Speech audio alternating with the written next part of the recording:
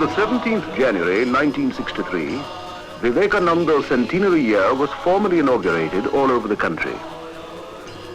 Early in the year, ceremonial processions were taken out in Madras on the occasion. Leaders of the region carried portraits of Swamiji through important streets of the city. Festive music suitable to the occasion was played and ceremonial lamps lit.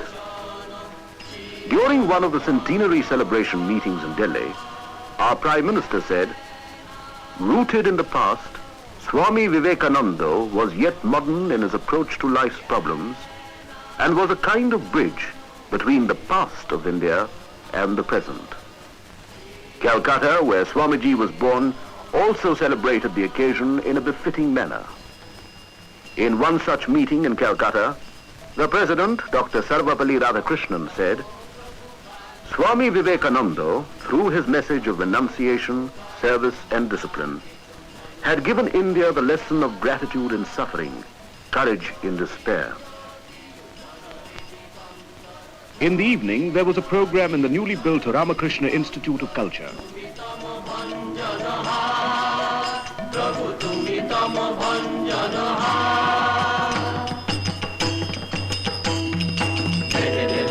रंग भंग बाजे अंग संग मृदंग रंग रंग भंग बाजे अंग संग मृदंग गाइছে ছন্দ ভগত বৃন্দ আরতি তোমার গাইছে ছন্দ ভগত বৃন্দ আরতি তোমার জয় জয় আরতি তোমার হর হর আরতি তোমার শিব শিব আরতি তোমার বন্দন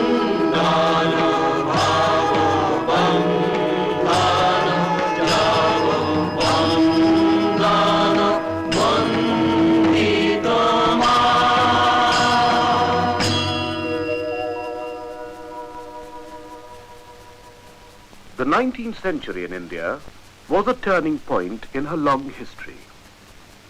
It was a challenge in the inner world of values, even more than in the outer. It was a period of clash and confusion, when the fate of the nation hung in the balance. Would India perish? Among the many figures that rose to meet that challenge and set the balance right, none was more vehement, none more effective than Swami Vivekananda, the greatest of them all, the spirit with the widest wings. A grateful nation gave its full and frank verdict of veneration for the saint and the savior. So also the West. For though India was the apparent theme of all or most of his labor, Vivekananda's vision easily overflew all narrow national and sectarian boundaries. A truly universal man, his vision applies equally well to the human situation. And if the crisis of civilization through which we are passing has to end, this may be the only way out, the way of the spirit and the way of harmony. It is only natural to wish to know something of this noble and remarkable career, profound and paradoxical, modern and ageless, of a rishi and a revolutionary. One soul's ambition lifted up the race. He drew energies that transmute an age. He made great dreams a mold for coming things, and cast his deeds like bronze to front the years. This is Pamban, South India, where Swami Vivekananda set foot on the Indian soil after his triumphant tour of the West. This was on the 26th of January, 1897, a vast crowd waiting patiently to welcome the national hero, all of them waiting to pay their homage to Swami Vivekananda, the patriot saint, the first mighty voice of awakened India. Among them was the Raja of Ramnad, Bhaskar Setupati, with his state coach, ready to receive the royal ascetic. It was a hero's welcome indeed. It was indeed a memorable occasion, the Raja himself leading the throng. Here he comes, defender of the faith, darling child of India, India awakened.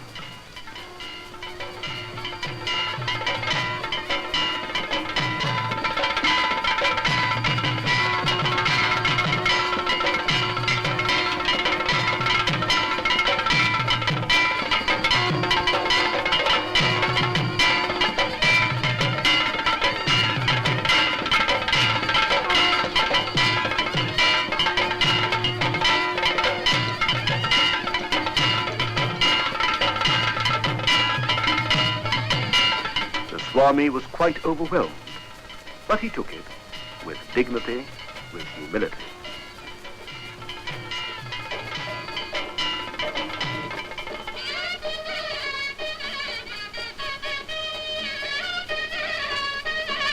At night, there was a torchlight procession, and then fireworks.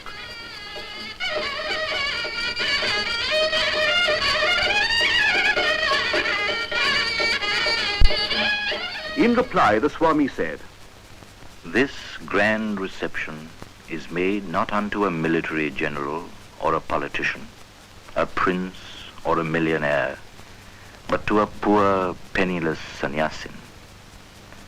This shows the spirituality of India. This shows wherein lies the vitality of our nation." After the grand reception in the south, the Swami left for Calcutta, his hometown, where a grand reception was given to him. From there he began a series of inspiring speeches all over the country. My India, arise. The longest night seems to be passing away. Awake from this hypnotism of weakness.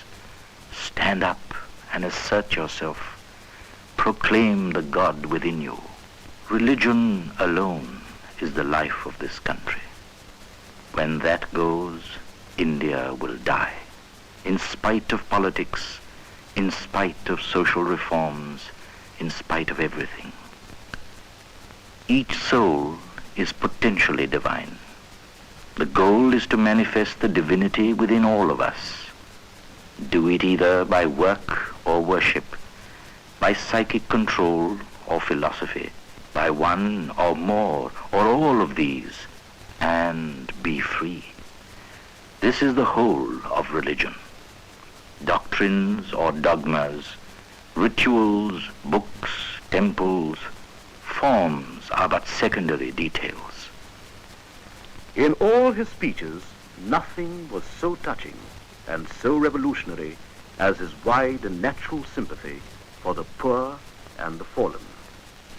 Do you feel that millions and millions of descendants of gods and sages have become next-door neighbors to brutes?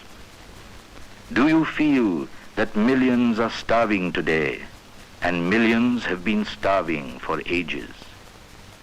Your ancestors have written a few philosophical works, penned a dozen or so epics, or built a number of temples. That is all. And you rend the sky with triumphal shouts, while those whose heart's blood has contributed to all the progress that has ever been made in the world, well, who cares to praise them? Ye ever trampled laboring classes of India, I bow to thee. For the next 50 years, let all other vain gods disappear from our minds. This is the only God that is awake, our own race. The first God that we have to serve and worship are our own people. Everywhere his hand, everywhere his feet. He covers everything. Sarvatokshi shiro mukham sarvatah shrutimaloke sarvamavritya tishtati. Faith in ourselves. If you have faith in the 330 millions of mythological gods and still have no faith in yourselves, there is no salvation for you. Let us all work hard, brethren. This is no time to sleep. On our work depends the coming of the India of the future.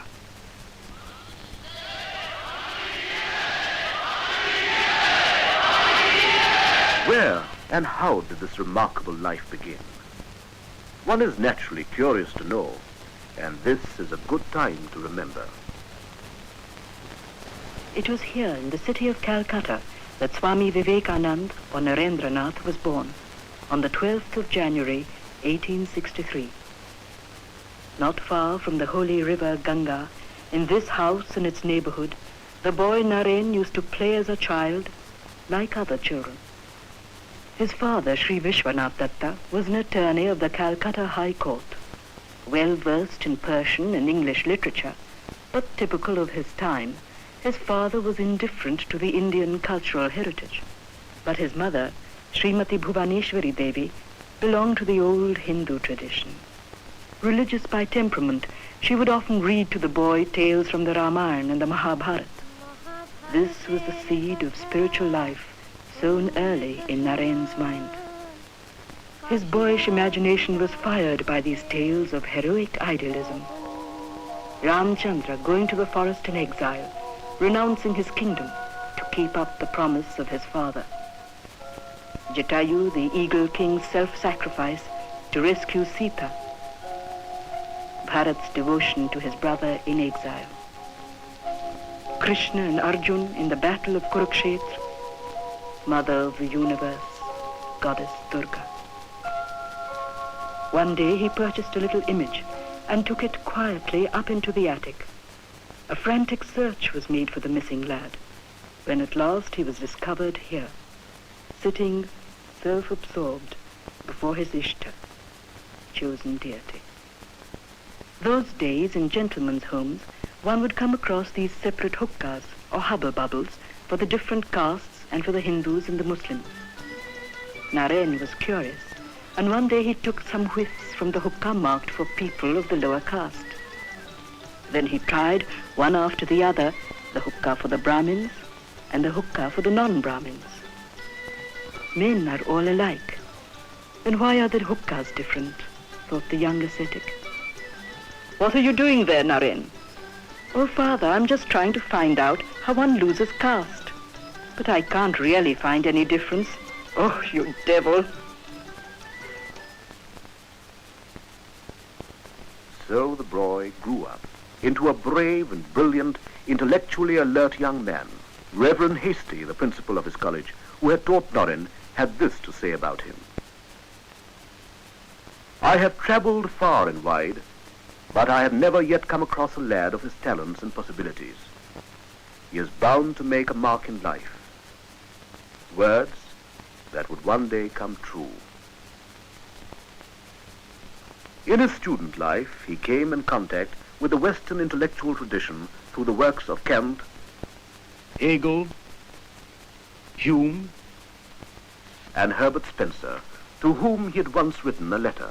The scientific ideas and nihilistic thoughts of Western thinkers shook to their foundation the religious beliefs he had inherited. They raised such a tumult in his mind that he despaired of any final answer.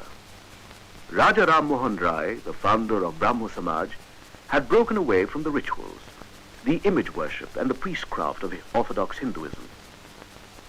As an intellectually alive young person, Naren could not but be interested. He had joined the Samaj partly because of his sympathy with its program of social reforms. But this did not satisfy his deeper spiritual yearnings. Of a strong, positive cast of mind, he wanted to see the truth, face to face, and not merely hear talks about it. In those days, Keshab Chandra Sen was a renowned orator and religious leader of the Samaj. There were also men like Vijay Krishna Goswami, Shivnath Shastri, and others. They all spoke of a merciful God and delivered sermons learned and beautiful to hear. But Naren's hunger remained. The doubts lingered still. Does God really exist? If so, has he form, or is he formless? Has anybody seen God? Can he be seen? How? In his agony and despair, Naren went round the leaders of different sects in the city and its suburbs. He had a single and straight question. Have you seen God? Have you seen God? Have you seen God? But none could answer. At last he thought of going to Maharshi Devendranath Thakur, the venerable leader of the Brahmo Samaj. Devendranath was then staying in a houseboat on the Ganga. There went Narendranath unannounced. At the time, the Maharshi was in deep meditation when Naren suddenly pushed open the door and stood before him, agitated but respectfully. Sir, have you seen God? No, my boy, but you have the eyes of a yogi. You should practice meditation.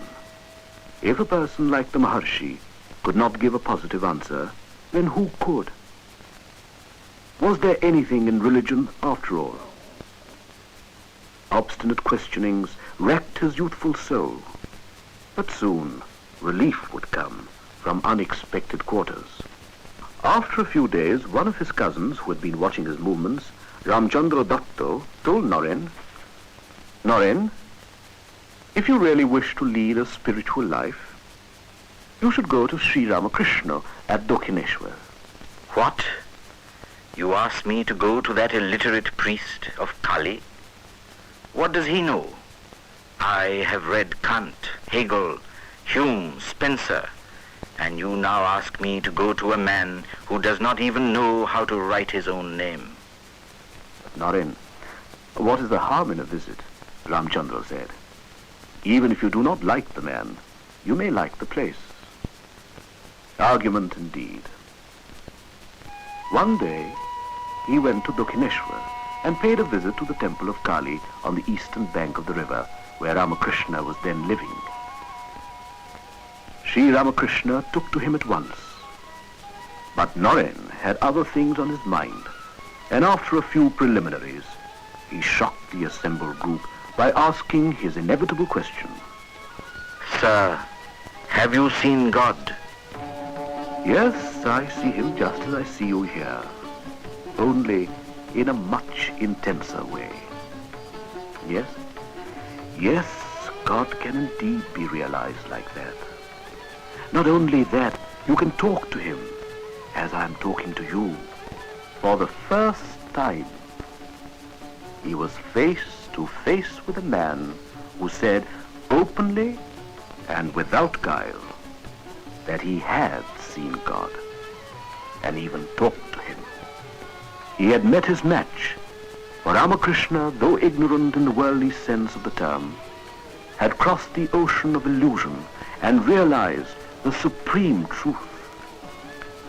He was a Siddha, an avatar, and he had already marked Naren for his own.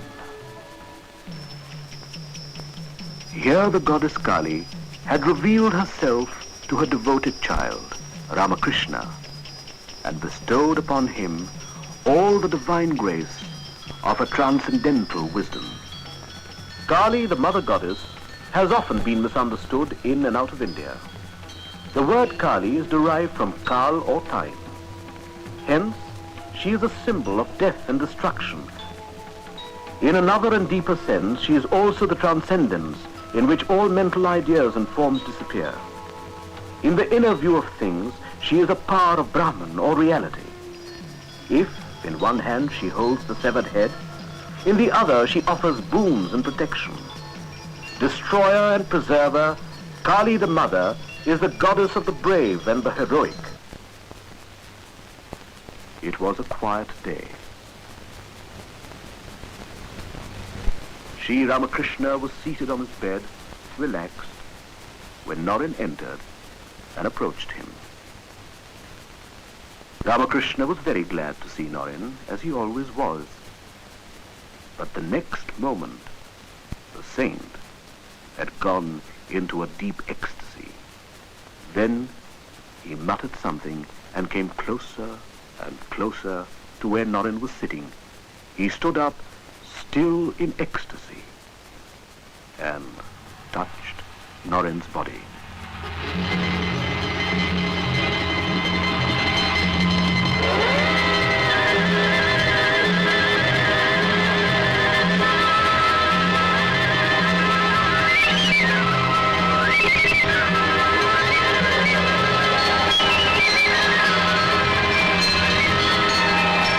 Oh, what are you doing to me?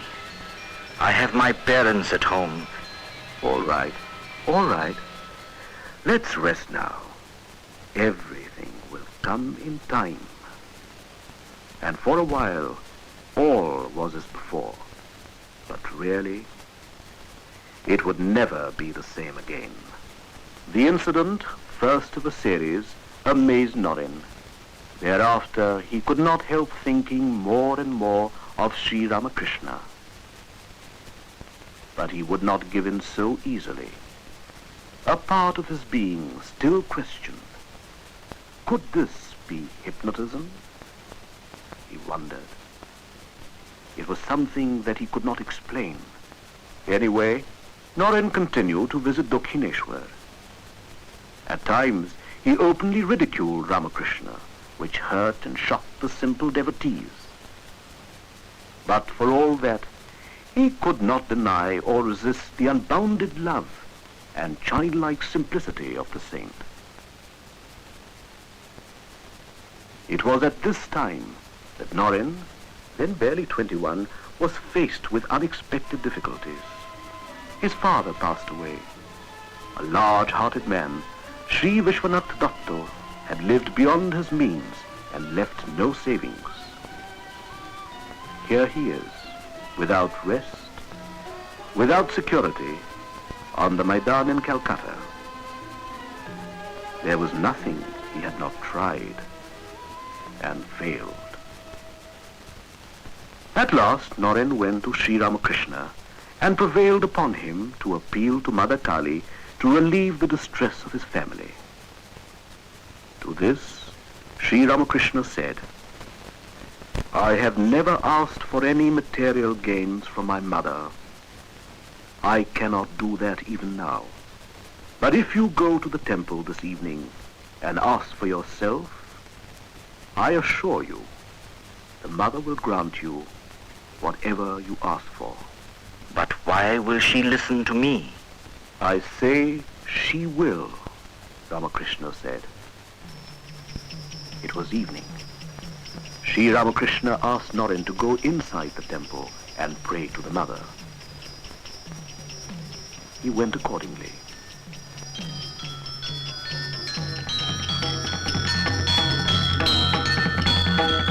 Ramakrishna asked, "Did you ask the mother to remove the distress of your family?" Naren said, Oh no, I forgot. "What did you ask for then?" asked Ramakrishna.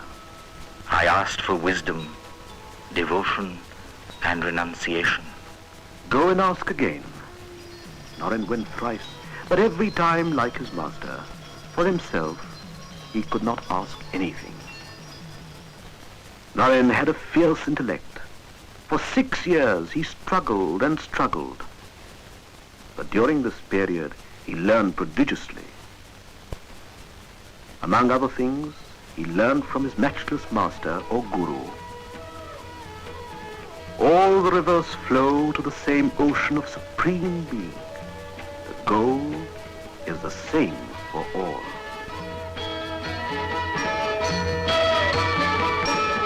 He learned that the one who is Hori to the Hindus is Allah to the Muslims.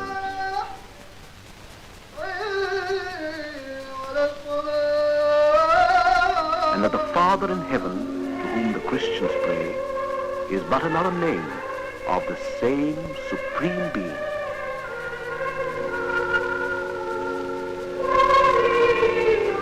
Pirnantu Vishwe Amritasya Putra Aye Dhamani Divyani Tastu Vedahametam Purusham Mahantam Aditya Varnam Tamasah Parastat Tameva Viditvati Mrityumeti Nanna Pantha Vidyate Hayanaya. Thus spake Ramakrishna to the disciple he had marked and chosen.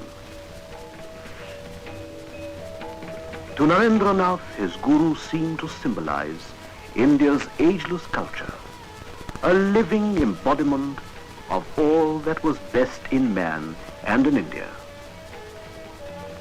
From Sri Ramakrishna, he learnt that religion was not something to be merely talked about, but that it must be realized and lived out.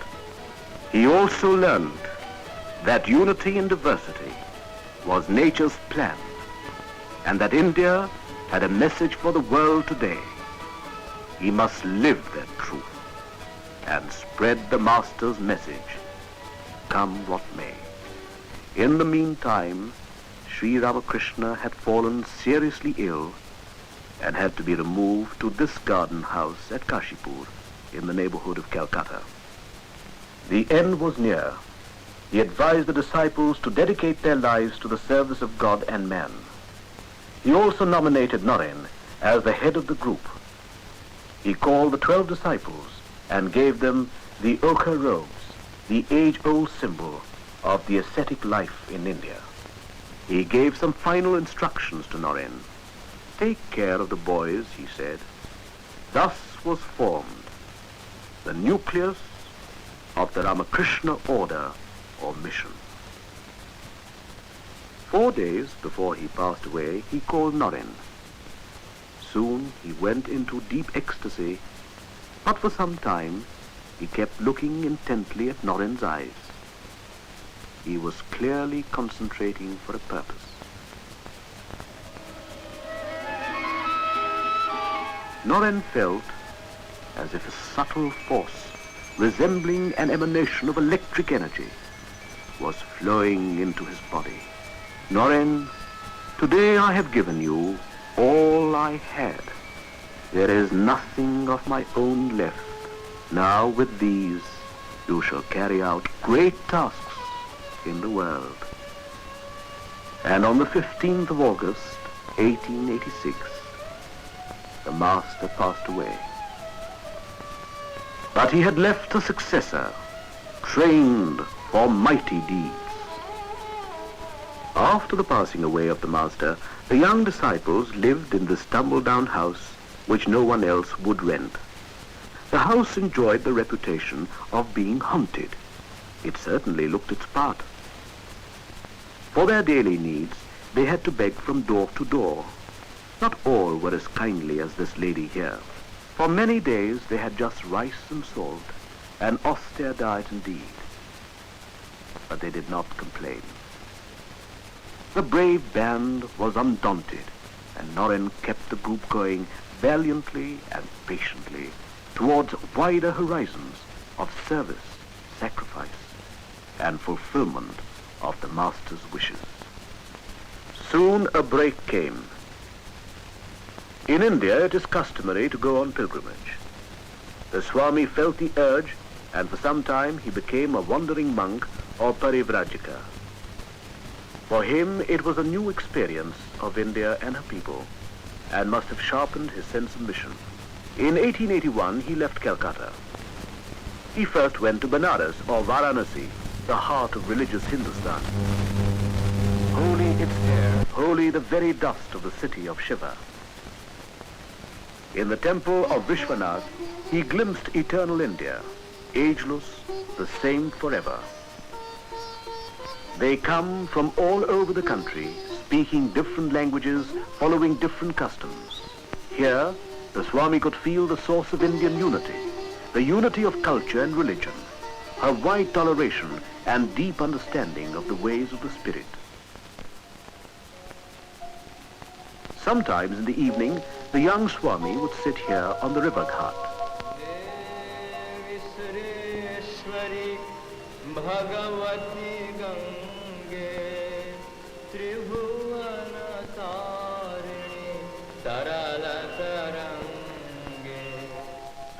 And his mind would go back to Dakshineshwar and his master.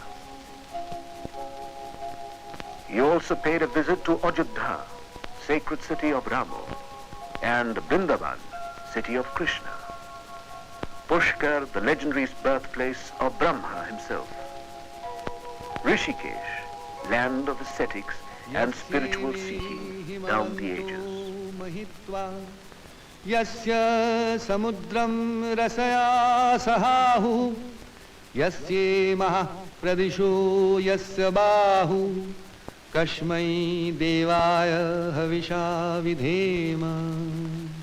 He saw the exquisite paintings of Ajanta, the rock-cut temples and sculpture of Ellora, the Buddhist stupa at Sanchi, the shrines of Bhuvaneshwar, the famous Sun Temple of Konark, and he felt within himself the imperishable heritage of India, mighty voices of silence whispering their deathless enchantment. From all these, he drew fresh inspiration. Hastinapur or Delhi, where the fate of so many empires has been decided at one time or the other, rich in Mughal remains, forts, turrets, mosques, palaces, the splendor of its architecture impressed the Swami. Taj Mahal, splendid symbol of the love of Shah Jahan for his beloved Mumtaz Mahal, a lover's gift, a poem in marble. He visited Fatehpur Sikri, the dream city of Akbar, where the emperor had nursed hopes of a universal faith in Din Ilahi.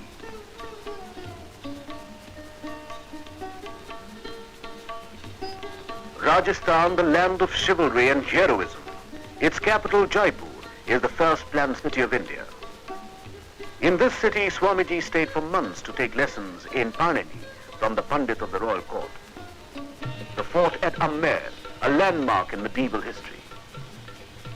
Chittor, forever associated with Rana Pratap's defense of the motherland, with the fatal beauty of Padmini and her fire ordeal, and the matchless devotion of Mirabai, the saint queen of India. Famed lake city of Udaipur, proud relic of resistance and martyrdom of the Rajputs and their sense of beauty and bravery. A splendid past indeed. But India today was more like a ruin. Today she lived in miserable huts and holes, in city slums. The glories of the past meant nothing to these people. They were at best memory's mockery, a consolation prize for cards and do nothing. Everywhere he saw the plight of the masses of India, despised by priests, oppressed by heartless landlords, exploited by generations of money-lenders. Every year, the flood came. Everywhere, people were dying of poverty, of famine and flood. The nation had been reduced to rags, no hope anywhere, while only a few enjoyed the good things of life. Not a moment of his waking life when he did not think of his poor countryfolk and of what man had made of man. It was not merely lip sympathy. He lived with them and found spiritual treasures in their midst. He slept in stables where no gentleman ever set his foot. He lived on the pallets of beggars, sharing their life. The words of his master came back to him again and again. Religion is not for the empty bellies. And he himself later said, What have we done for the masses? Teaching them metaphysics? It is mockery to offer religion to a starving man. With this picture of the oppressed masses burning in his heart, the Swami came across the rulers of the Indian states, the native princes. In the course of his travels, he met the Raja Ajit Singh of Khetri, the Maharaja Mangal Singh of Alwar, the Maharaja Chamarajendra Vadiyar of Mysore, and the Raja Bhaskar Setupati of Ramnad, and many others. He believed that if these people, placed in positions of advantage, took up the cause of India and her starving masses, the country's progress could be hastened. He always reminded the rulers of their duty towards the people. There was something about the youthful Swami, and they listened. They who were given more to command than to listen. In his conversation with the Maharaja of Mysore, he had said, You are only the custodian of God's property. You should use it only for the benefit of God's children, that is, the people. The Maharaja of Mysore was inspired to introduce necessary reforms in his state. These encounters were not without their dramatic moments. Once in Alwar, the Maharaja Mangal Singh met him at the residence of his Diwan. The Maharaja was in a somewhat merry mood, and perhaps, to tease the Swami, he said, with a smile, You see, Babaji Maharaj, my forefathers built many temples, but I do not have any faith in those idols of stone or metal. The eyes of all present were fixed on the Swami. What would he say? He asked a counter question, harmless enough to begin with. Devanji Sahib, whose picture is that on the wall, please? The Divan replied, "It is the likeness of the Maharaja, Swamiji." Please bring down the picture, will you? And the picture was brought down. Now spit on that picture, Devanji. What is it, Devanji? But a piece of paper? Why can't you spit upon it? I say, spit. Spit upon it. Any one of you may spit upon it. What are you asking me, Swamiji? It is the likeness of our Maharaja. Don't you know that? But surely the Maharaja is not bodily present in the picture. It does not contain his flesh, blood and bone. It is, after all, an idol or an image. Yet you respect it as if it is your Maharaja himself. Isn't that so, Devanji? Yes. Yes, Swamiji. That is so. See, Your Highness, though the picture is not you in one sense, in another sense, it is you. They all look upon this picture with as much respect as they would upon your person. So, when men worship the image of God in stone or metal, they do not say or think, "O stone, I worship thee. O metal, be merciful."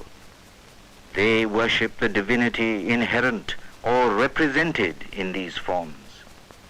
The Maharaja admitted, "Swamiji, you have opened my eyes. Forgive me that I ever spoke to you like that. Forgive me." Such was the Swami's unconventional method of bringing a great truth home. But the Swami never stayed at one place for long. No Parivrajika ever does. He traveled through deserts, forests and mountains and vast fields. He learned a thing or two as he went along. This is Khetri House in Jaipur, where a little dancing girl taught him a lesson in humility and understanding. In his honor, the Maharaja of Khetri had arranged a song and dance recital. The gathering, including the Maharaja, was waiting for the Swami. One of the courtiers had been sent to bring him. As the officer conveyed the invitation, the Swami said, It is quite unbecoming for a sannyasi to attend the performance of a dancing girl. When she learnt what the Swami had said, the girl was deeply hurt. Overwhelmed by emotion, she soon started to sing a bhajan by Surdas. She has never sung like that before.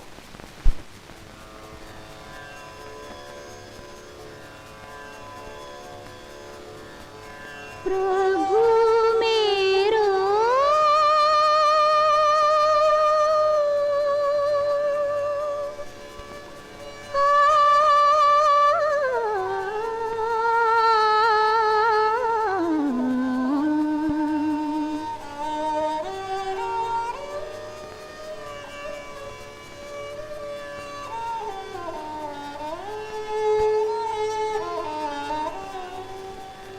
प्रभु मेरो अवगुण चित न धरो प्रभु जी मेरो अवगुण चित न धरो समदर्शी है नाम तिहारो समदर्शी है नाम तिहारो चाहो तो पार करो प्रभु जी अवगुण चित न धरो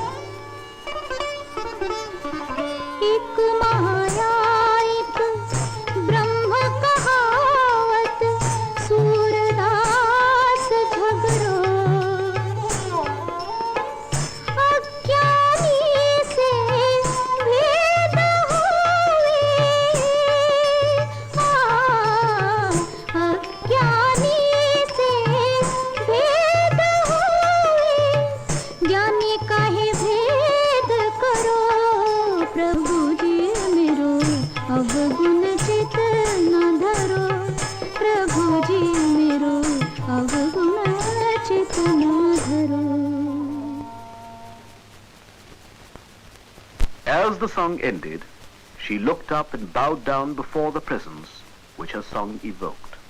Swami's reserve was broken. He spoke to the girl with humility and admiration. Mother, I beg you to forgive me. You have opened my eyes.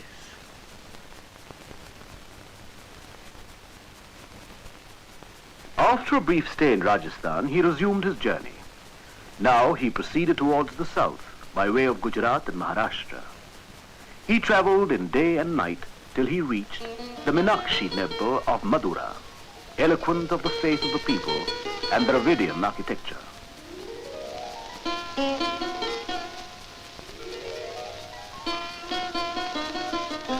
And further beyond to famed Kanyakumari, the Virgin Goddess and her temple. There he prostrated himself before the goddess. After a time he came out to the sea beach, where the waves tossed and tumbled. But a greater tempest was going on in his mind. He looked at the rock, the last jutting point yonder into the sea, and swiftly swam across the waters, and soon reached the rock that now bears his name, Vivekananda Rock.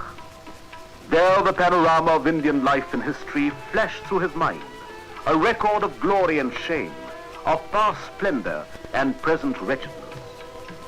The whole of India passes before his eyes. India, right from the ideal kingdom of Rama, Sri Krishna at Kurukshetra, the penance of Buddha, Emperor Ashoka, the ancient University of Nalanda, Shankaracharya, Guru Nanak, Chaitanya Mahaprabhu, and then the foreign invaders, the Huns, the Mongols,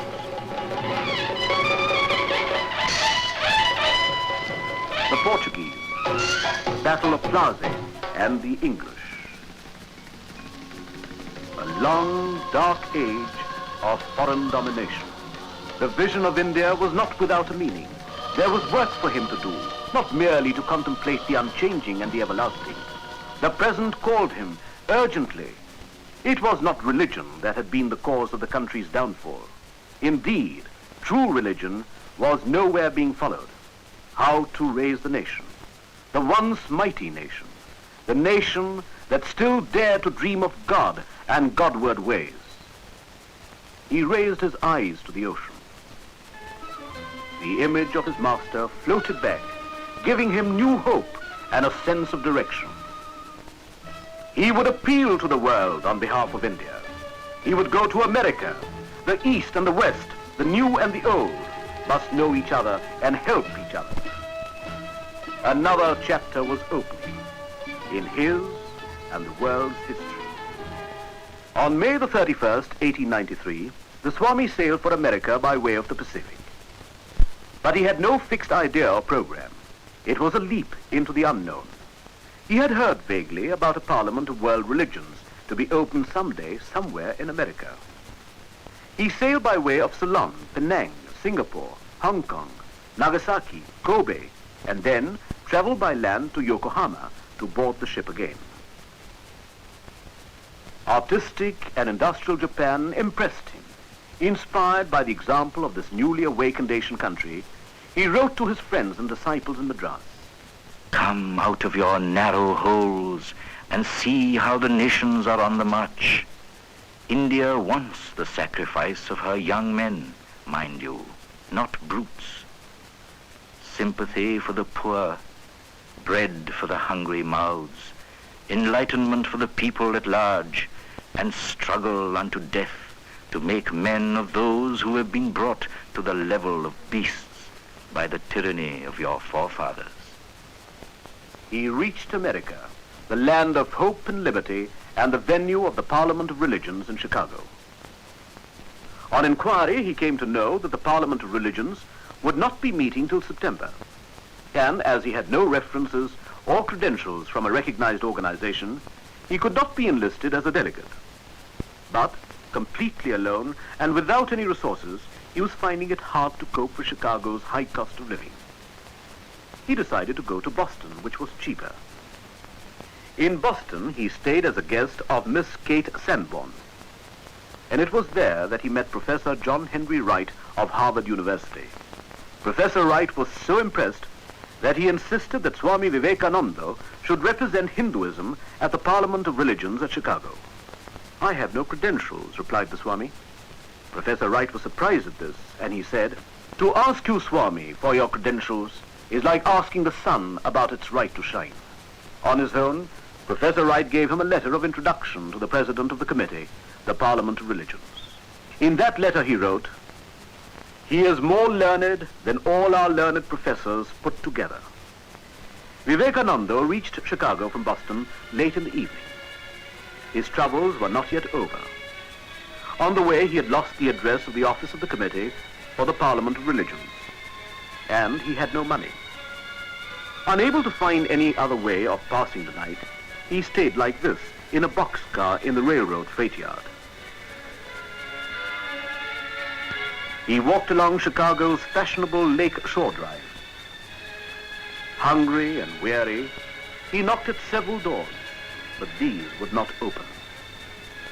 Completely worn out, he at last sits down on the sidewalk, not knowing which way to turn. And then, suddenly his luck turned. From a window on the other side of the road, a lady saw him. Excuse me, are you a delegate to the Parliament of Religion? The good lady was Mrs. George W. Hale. She looked after his needs and later took him to the office of the Parliament of Religions. The Parliament of Religions opened on September the 11th, 1893. On the opening day, the Hall of Columbus was packed to the full. On the dais sat some of the best-known representatives of world faiths. Practiced orators, they all spoke eloquently about their own faith. At first, Vivekananda felt a little nervous. Silent and prayerful, he sat, the observed of all observers. It was in the afternoon that Vivekananda first addressed the Congress, and through it, the world. After a short prayer to Saraswati, the goddess of speech, he started to speak. The words came, words that would soon go round the world. He began, Sisters and brothers of America, and brothers of America, sisters and brothers of America. A spontaneous clapping filled the house. The applause went on and on and on. The audience had never heard anything like this before.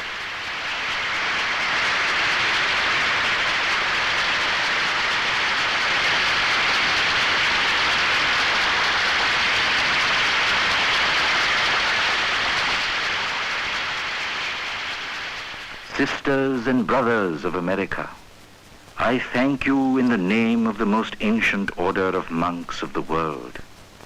I thank you in the name of the mother of all religions. I thank you in the name of millions and millions of Hindu people of all classes and sects. I am proud to belong to a religion which has taught the world both tolerance and universal acceptance. We believe not only in universal toleration, but we accept all religions as true. Here are a few lines which are repeated every day by millions in my country. Ruchinam Vaitchitrat Rijukutilana Pathjusham Nrinameko Gamyastvamasi Paisam Arnavaiva. As the different streams reach the sea, the different paths that men take through their different tendencies all lead but to thee. It did not matter what else he said. The audience was at his feet. Vivekananda had come, he had spoken, and he had won. Upon the banner of every religion will soon be written, in spite of resistance, help and not fight, assimilation and not destruction, harmony and not dissension. The Swami had not come to criticize only. His admiration of the new world was frank and unstinted. Hail, Columbia, the motherland of liberty. It has been given to thee to march as the vanguard of civilization with the flag of harmony. His speech had been like a tongue of flame. Everybody else was forgotten by his commanding and spectacular performance.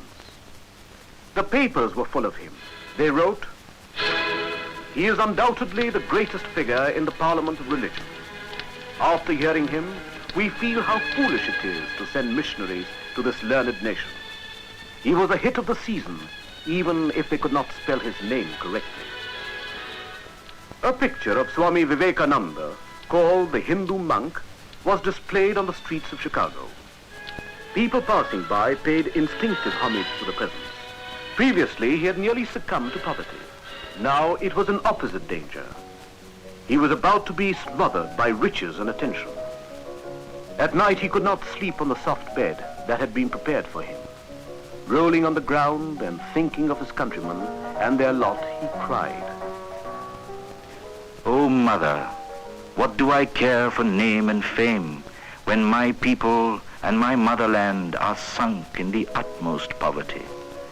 Show me, O Mother, how best I can help them." To be able to serve the cause of his unfortunate country, he accepted the offer of a lecture bureau. He thought that through the lecture bureau, he could spread his ideas more effectively. He toured extensively. As India's first unofficial ambassador, he placed India and all that was best in her culture before the modern world. But it was not all roses. His sudden success had given rise to jealousies. For a long time, slander and persecution followed him like a black shadow. In the end, it all died a natural death.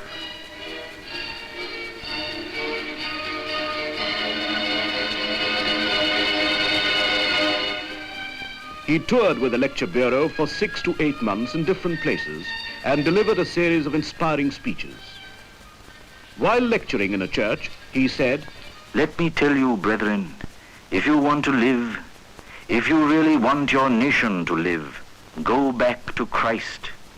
You are not Christians. No, as a nation you are not. Go back to Christ. Yours is a religion preached in the name of luxury. You cannot serve God and mammon at the same time. Better be ready to live in rags with Christ than to live in palaces without him." Do I wish that the Christians would become Hindus? God forbid. Do I wish that the Hindus or Buddhists would become Christians? God forbid. The Christian is not to become a Hindu or Buddhist, nor a Hindu or Buddhist to become a Christian, but each must assimilate the spirit of the others and yet preserve his individuality and grow according to his own law of growth. But he soon cut off all connections with the lecture bureau and began to speak, free of any charges, an unusual thing to do in the United States. Soon he became the friend of eminent men and women like Professor William James of Harvard, great scientists like Nikola Tesla and Lord Kelvin, philosopher Ingersoll, John D. Rockefeller Sr., Leo Landberg, Francis and Betty Leggett, Sister Christine, Mrs. Olibull, with Mr. J.G. Goodwin, who gave his all for the Swami's cause, and Mrs. Ella Wheeler Wilcox, the noted American author, Madame Emma Calvé, the great opera star of the two continents. At the time, she was passing through an emotional crisis. She even tried to take her own life.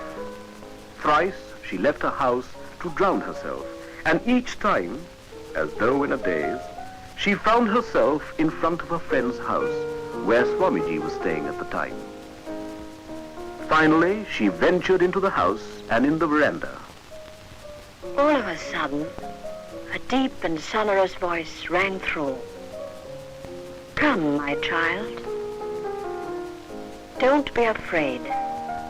I moved towards the study door, when even without lifting his eyes, the Swami told me of my secret problems and anxieties, which I knew were not known even to my closest friends. It seemed miraculous, even supernatural, but his words were of great solace to me. I was overwhelmed, and I knelt down. an inner door seemed to open before me. I was at peace with myself for the first time in so many months.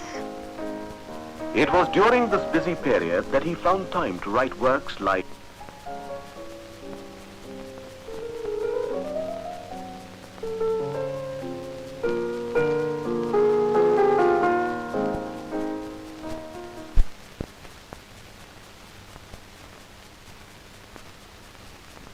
This is the summer cottage in the Thousand Islands Park on the river St. Lawrence.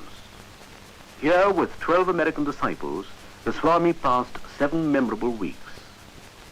To this intimate group, he revealed brilliant flashes of illumination and the most profound wisdom. These were later published as inspired talks. Never was a title more justified. After he had stabilized his work in America, he turned to Europe briefly. This is London, 1895, where the Swami spent some time meeting and talking to people and giving them a better idea of Vedanta. His greatest acquisition in England was without doubt Miss Margaret Noble, a name that will always be remembered with gratitude while India lasts. England also gave him Mr. and Mrs. Sevier. The couple donated all their life savings to the cause and made India their second home. After 4 years of travel and ministry to different countries of the West, Swami Vivekananda was returning home with some of his disciples. Yes, the tour had been a success, a triumph. He had hoped to find his militia ready for his word of command. But never did he expect that the whole nation, the people of India, would rise to a man and give him a welcome, the like of which has never been seen before or after. The brilliant speeches which he gave all over the country spelt hope and courage. Men everywhere heard these as in a dream. Awake, arise, and stop not till the goal is reached. So long as millions live in hunger and ignorance, I hold every man a traitor who, having been educated at their expense, does nothing for them. Let the new India arise out of the peasants grasping the plough, out of the huts of fishermen, the cobbler, the sweeper. Let her spring from the factory, from hills and mountains. They have suffered eternal misery, which has given them unflinching vitality. Give them only half a piece of bread, and the whole world will not be big enough to hold their energy. Such was Swami Vivekananda's burning faith in the people, in the future of India. But the Swami was exerting himself too much. The sands were running out. Did he have a prevision of his coming end? On May the 1st, 1897, he called a meeting of the monastic order and the lay devotees of Sri Ramakrishna. Speaking of his master, Sri Ramakrishna, Swami Vivekananda said, My teacher, my master, my hero, my ideal, my God in life. If there has been anything achieved by me, by thought or word or deed, if from my lips has ever fallen one word that has helped anyone in the world, I lay no claim to it. It was all his. All that has been life-giving, strengthening, pure and holy has been his inspiration, his words, and he himself. Out of his plans and discussions came the Ramakrishna Mission Association, a mighty body of men and ideas. It all led to the Belur Math or monastery. It held, among other things, the following ideas or ideals: to train people so that they could teach others and lead to the material and spiritual welfare of the masses, to promote and encourage the arts and industries, to spread among the people Vedantic and other ideas as exemplified in the life and teachings of Sri Ramakrishna. Vivekananda's vision of utilizing religion for the welfare of the common man was gradually taking shape.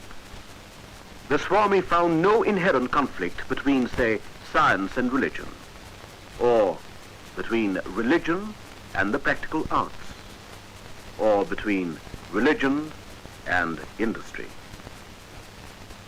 He sent Swami Ramakrishnananda to organize the center in Madras and others elsewhere. In a short time, a number of missions were established all over the country, all doing good, substantial work.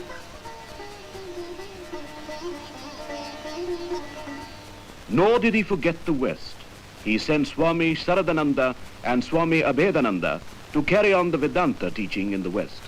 Thus, several active centers came into existence in New York, San Francisco, Hollywood, Tobacco Canyon, Los Angeles, London, Paris, and elsewhere. But Swami Vivekananda not only sent people abroad, he welcomed a few home and trained them for work. The most outstanding of these was Miss Margaret Noble from England, the first Western woman to be received into an Indian monastic order. The Swami gave her a new name, Nivedita, or the dedicated one.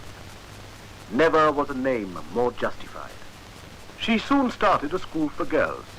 At first, not many came, though the teaching was free. Later, it became an institution. This is how the school looks today, one of the best and a fitting memorial to Sister Nivedita's work for Indian children. But the Swami's health was causing anxiety. The strain had begun to tell. His Western disciples suggested a trip to America. He went, but there was no rest in his vocabulary. His health did not improve, and he returned to India unannounced. In spite of his shattered health and living under serious restrictions, he had little or no rest. Visitors from all over India and abroad came to see him constantly. One of these was Mahatma, or Mr. Gandhi from South Africa. Unfortunately, the Swami was then not at Belur, and the two could not meet. What a loss, my countrymen. Once Pandit Sakharam Ganesh Deuskar, well-known editor of Hitavadi, came to see him with a few friends. Coming to know that one of them was from the Punjab, the Swami started to speak about the food situation there, which was then acute. It was a short interview. At the time of leaving, one of the gentlemen expressed a regret. "Sir, we have come with great expectations to hear some religious talks from you. Unfortunately, our conversation was taken up with commonplace matters." At this, the Swami turned grave and said, Is the concern over my people a commonplace matter? Sir, so long as even a dog in my country remains without food, to feed and take care of him is my highest duty. Anything else I consider as non-religion or false religion. Swami Vivekananda thought not only about the men of India, but he had given deep and anxious thoughts to the problems of Indian women. A bird cannot fly with only one wing, he used to say. He looked upon Sharada Devi, the consort of Sri Ramakrishna, as the ideal of Indian womanhood. He dreamt of a convent to be run on the lines of the monastery at Belur. He did not live to see the dream come true, but now the convent, Sharada Mat, is a reality. But Swami Vivekananda's thoughts were confined not to India alone. It included the whole world and the civilization. I belong to India just as much as I belong to the world. I love India. But every day my sight grows clearer. What is India or England or America to us? We are servants of God.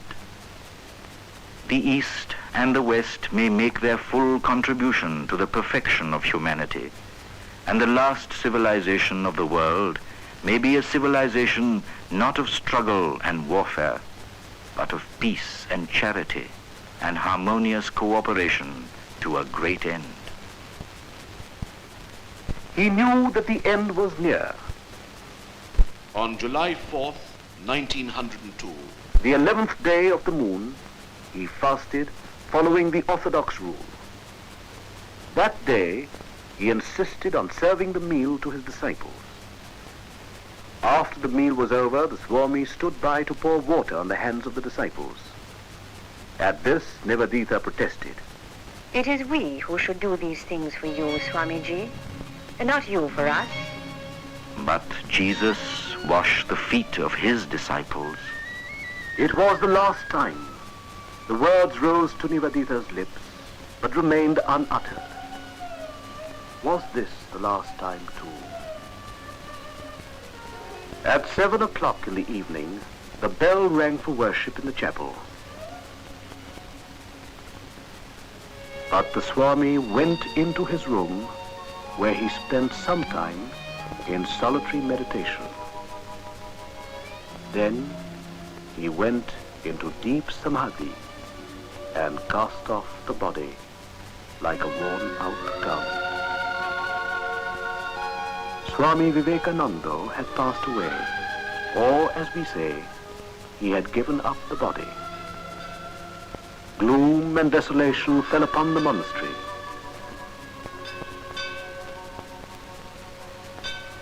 But beneath it all, the voice of the leader went on, an undying inspiration for ages. Friends, I do not seek my personal salvation. May I be born again and again to suffer 1,000 miseries, so that I may worship the only God I believe in, the sum total of all souls. And above all, my God the wicked, my God the miserable, my God the poor of all races and all species, is the special object of my worship. The entire country was plunged in sorrow and despair. But would India ever forget Swami Vivekananda and his winged words? The future would tell. 3 years after Swami Vivekananda had passed away, the revolt of Bengal in 1905 was a prelude to the All India movements.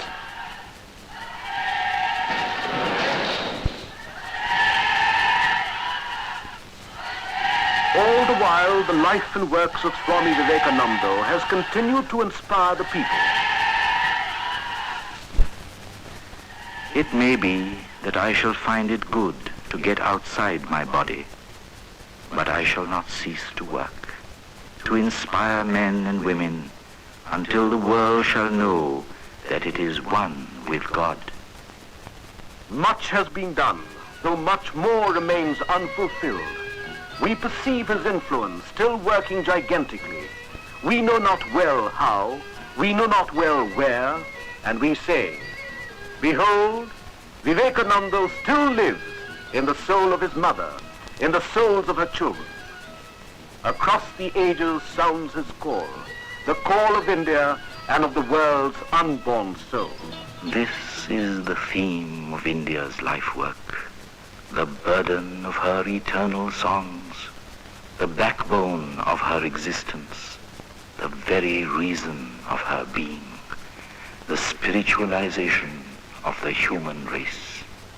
उत्तिष्ठत जाग्रत प्राप्य वरान निबोधत शूरस्य धारा निशिता दुरत्तया दुर्गम पथस्तत् कवयो वदन्ति